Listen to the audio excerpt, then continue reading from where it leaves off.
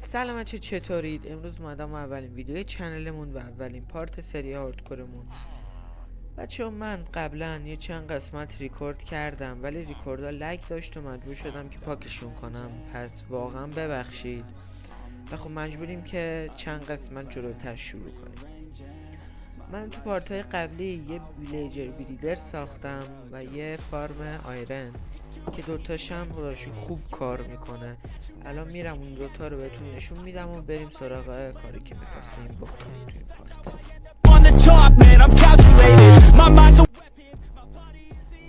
خب بچه من این ویلیجر بریدر رو ساختم که اتومات هم کار میکنه، چیز خاصی نیست. اینجور بگم اینجا اینا بچه دار میشن، میفته این تو بچهشون و خب ما از این ور. البته که ما اینجا باید دیسپنسر داشته باشیم که اینجا ما این کارتو بذاریم اینو برداره بره، ولی من چون نرفتم ندر فکر کنم کوارتز میخواد، من چون نرفتم ندر اینو نداریم فعلا، دستی ما این کارت میذاریم تا بعدش. فارم آیرن رو ساختم اینجا که کامل نیست، با 4 طرفش ویلیجر بذاریم، ولی من یه طرفش رو نذاشتم. کار میکنه ولی سرعتش کمتر از اون جوریه که باید باشه، ولی خب من راضیم، کارمون رو راه میندازه. ایناش هم چون چوب نداشتم و تازه آیرن پیدا کردم کامل نکردم، هاپر نذاشتم، ولی اینا هم اوکی میکنه. یکم من چی دارم، یکم گندم دارم ولی تعداد خاصی نداریم و خب یا باید مزرعه اوکی کنیم یا یه طویله چیزی که نظر خودم با گوشته. قبلش من گندم ها اینجا رو بزنم. اینجا هم خود ویلیجرها ساخته بودن برامون، ما از همین استفاده میکنیم دیگه، نسازیم یکی جدیدتر.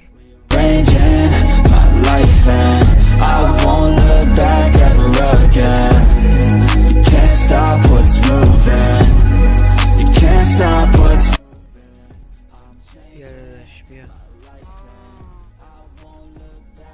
لشکریان من.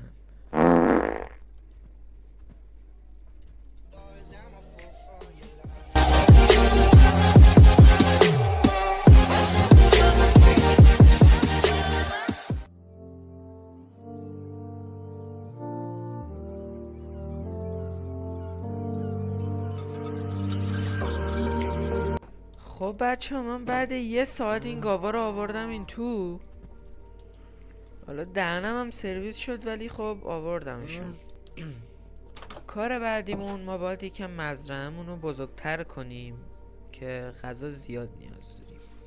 خب بچه من یکم اینجا رو بزرگتر کردم، قراره که ما اینجا 4 ردیف هویج بکاریم و این برا کلا گندم بکاریم. فعلا اینقدر مزرعه بسمونه. و اینکه بچه اگه آموزش این فارمو میخواید حتما تو کامنت ها بنویسید، توی ویدیوهای بعدی آموزش رو میذارم براتون. ویلیجر بریدرمون هم که حالا سرعتش خوبه، اینم بکنیم اینجا.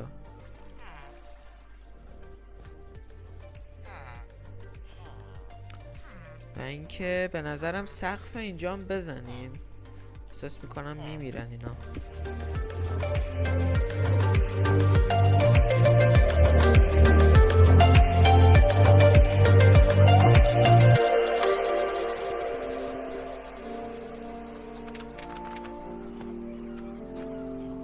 بچه من یکم سنگ کم آوردم، راستشو بخواید اینجا درت گذاشتم، حوصله‌ام نداشتم برم بکنم. فعلا اینجور باشه، بعدا کلا دیزاینش رو تغییر میدیم.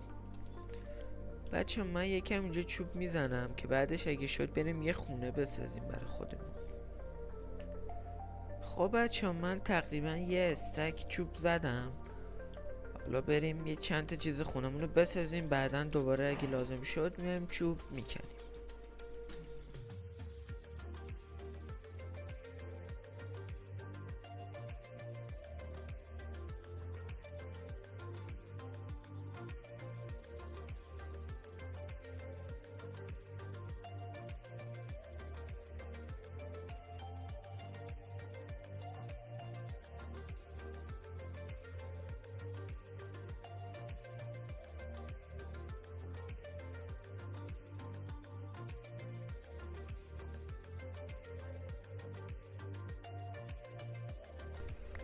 خب بچه من فعلا اینو ساختم، البته که چوب کم آوردم.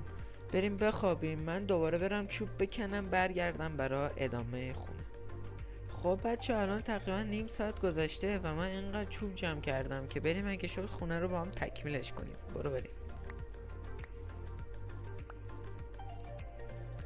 فعلا این شد اسکلت خونه که حالا خیلی دیگه چوب لازم داره و دهن اونم سرویسه. بریم سراغ ادامش. وای بچه ها نزدیک بود سر خونه بمیرم.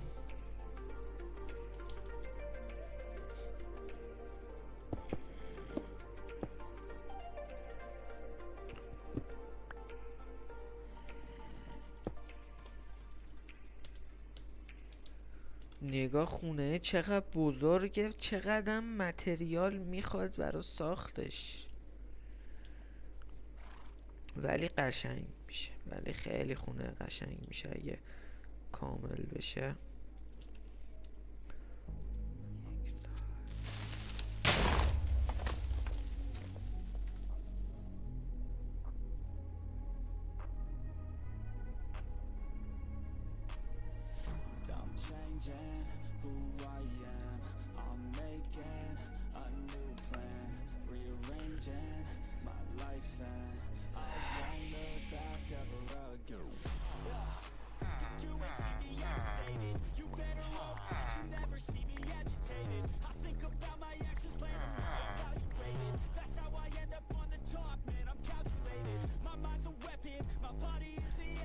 بچه مرسی که تا آخر ویدیو با من همراه بودید. حتما این ویدیو رو لایک کنید، یه کامنت هم بذارید و اینکه اگه کسی نکته این ویدیو رو فهمید حتما تو کامنت ها بنویسه و من به زودی سری سروایولمون رو شروع میکنم و قراره بتره کنیم اینجا با هم. ممنون میشم چند من رو ساب کنید تا ویدیوی بعدی. بابای.